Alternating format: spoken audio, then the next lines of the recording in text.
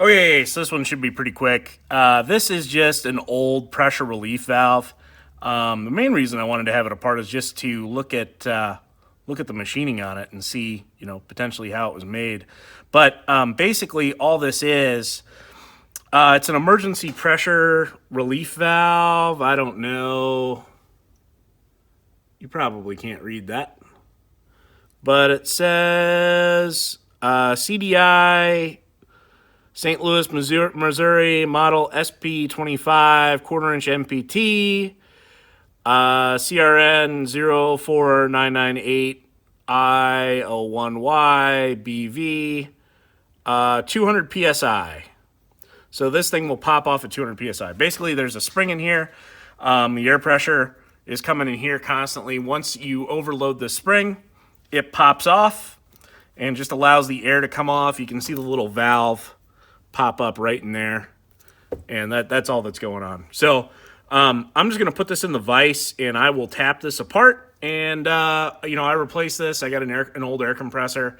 I just went ahead and replaced these because they're like $5 a piece, just to make sure that everything's good. There's not a whole lot that can go wrong with them, but they could get clogged with junk or whatever. So I figured better safe than sorry, and I actually put an extra one on as well. So now the air compressor has two of them. But I'll just tap this apart. You can see this is threaded in right here, and we'll take a look inside. And I think I got it close enough now. I can just do it more or less by hand here. Of course, I am trying to keep my finger over the top because there's a little powerful little spring in there that's going to want to come out. Oh, not bad. Okay, so like I said, pretty simple device. Get this little guy off. So this is just like a key ring you would find on anything. Feels like a music wire spring. Just a little plunger that sits down in the bottom of that bore there. So with a little bit of rubber on the tip. Like I said, about the only thing that could really go wrong with these.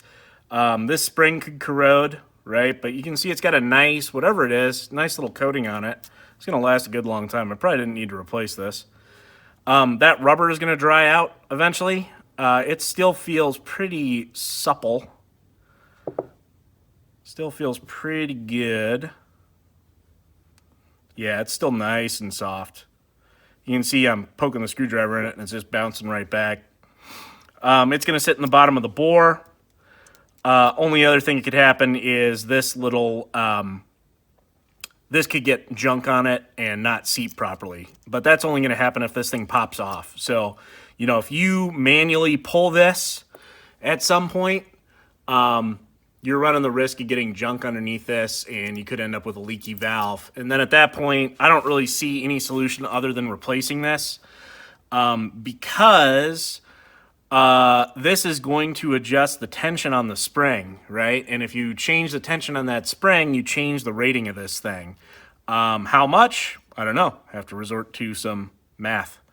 Yeah, I mean, I probably wouldn't take it apart and clean it, especially for the cost, which again, I mean, simple little device, but that's not a uncomplicated little part. I mean, there's quite a few little operations that had to go into this, make it work. I'm sure they get a CNC lathe that just bucks these things off, faster than you can see them go. But yeah. So anyway, adjusting this little set screw on the top is going to change the spring rate of this spring. So you wouldn't be, it would no longer be 200 PSI. Would it be close? Probably. But again, for the cost of the thing, I would just go ahead and replace one. Maybe to get you out of a pickle, you could take it apart and clean it.